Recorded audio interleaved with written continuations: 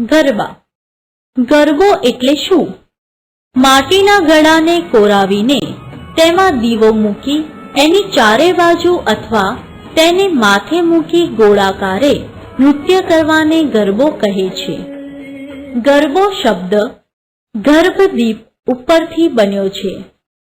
ગુજરાત રાજ્યમાં નવરાત્રિ આસો સુદ 1 થી આસો સુદ 9 દરમિયાન આદ્ય શક્તિમાં જગદંબાની પૂજા અને આરાધનાના આ પવિત્ર પર્વે માતાજીના ગરબા ગવાય છે.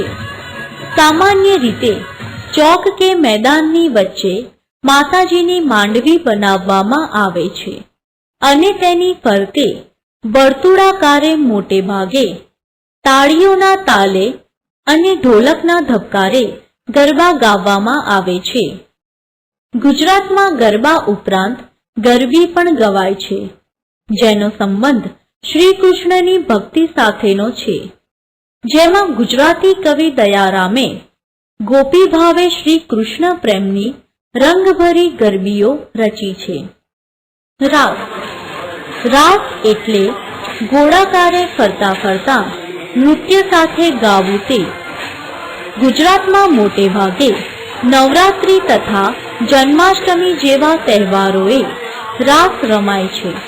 ગુજરાતમાં દાંડિયા રાસ અને ગાગર કે હાંડો લઈને રાસ કરવામાં આવે છે, જેમાં દાંડિયા રાસ વધુ લોકપ્રિય છે.